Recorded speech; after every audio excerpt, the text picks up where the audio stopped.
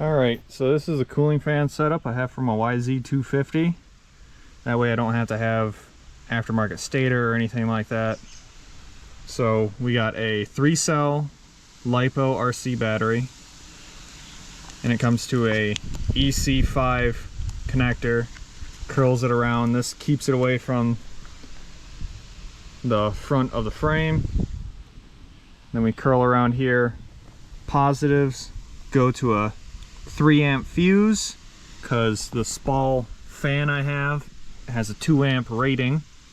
So if it spikes at 3 amps, it'll pop that. And then my on-off switch is controlled by cheap controller, a little toggle switch from Amazon, and that controls the negative. And then the wires come around, go through this little connector. Make sure you do all these little connections with waterproof, because yeah, I'd rather not jump LiPo power to ground and short it.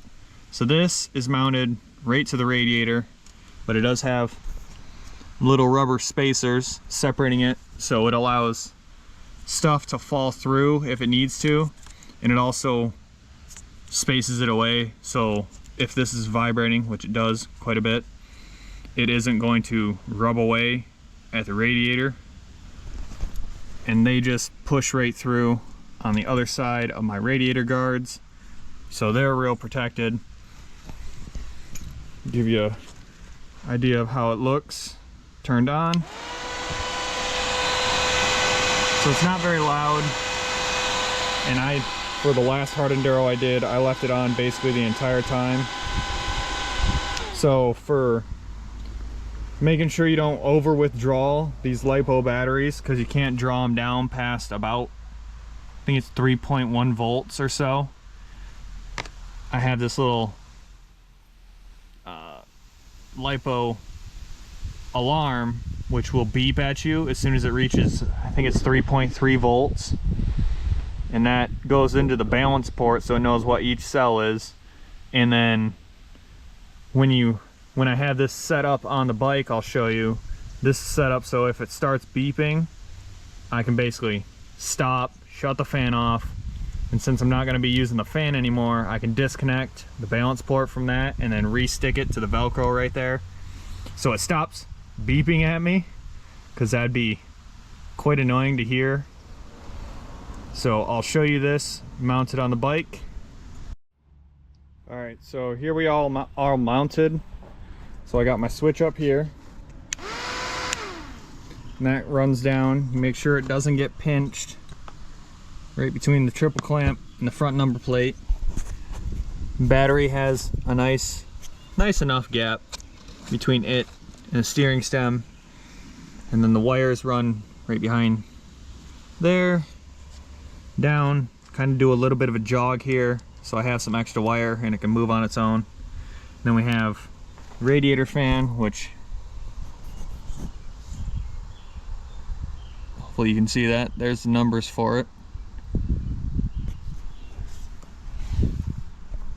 And then this would just get zip tied right about there, and that just keeps it out of the way so sticks don't grab it. And then once I get the radiator shroud on, it's actually kind of hard to tell that there's actually a cooling fan there unless if you look for it, which is nice because I leave the cooling fan on when I'm not doing stuff that needs it, because this is separate from my actual racing number plate. So when I don't need all that extra weight on the front, I pull the little spacer out of the top, slap it on the actual racing plate, that goes on there, saving all that weight, even though I'm not fast enough for it to matter.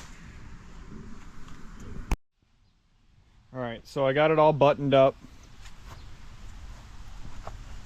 So right in there, I'd be able to see what voltage each cell is.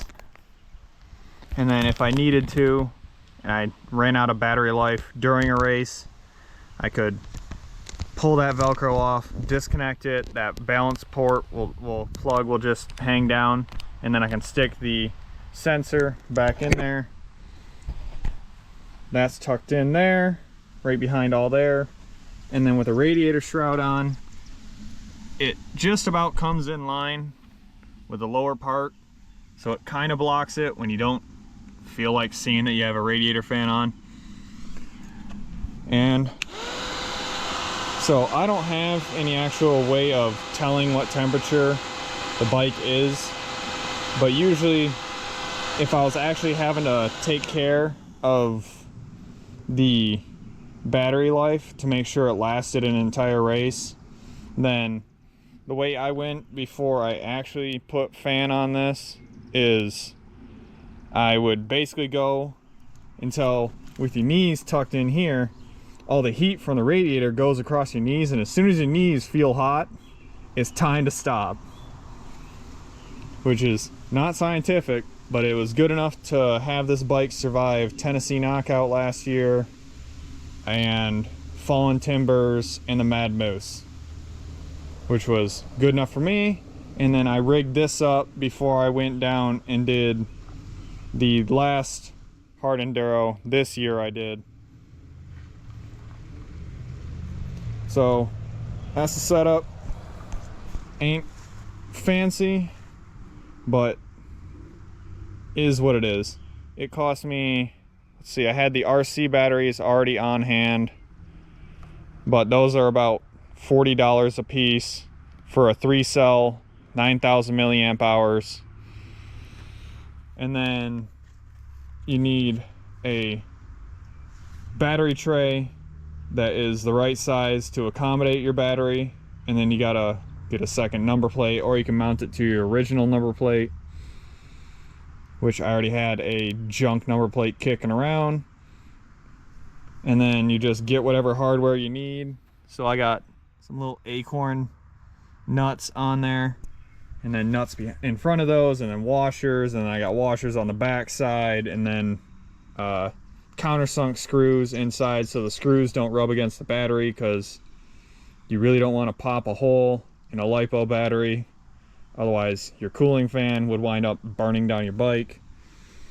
But I've got, so fan was about $40, battery's about $40, switch is about probably $5, assorted hardware was maybe $10, battery tray was about $10 for 2 of them, and then a generic gas and Husqvarna KTM wiring kit for setting up a fan for those bikes included all the wiring and all the plugs for them to mount it. And all I had to do was basically, because we're gonna have the battery way back here on one of their bikes, so it had a longer run to get up to the cooling fan, so I was able to snip that wire down, and then I snipped basically every wire I needed to as short as I could get it, and that's how I got all the wires run in a setup that seemed like it would work for someone else. So I tried it and it worked for me. It survived one hard enduro, and it'll probably be down with me doing the Tennessee Knockout this year, so we'll see if it works then. But so far I have not got any complaints about it, because the switch is out of the way. I don't feel any of the extra weight on the front of the bike, mostly because I'm not that good at hard enduros, and the cooling fan is out of the way for doing other assorted enduro events where I don't need excessive cooling, because, well, I'm going fast enough. All right, see you guys in the next race.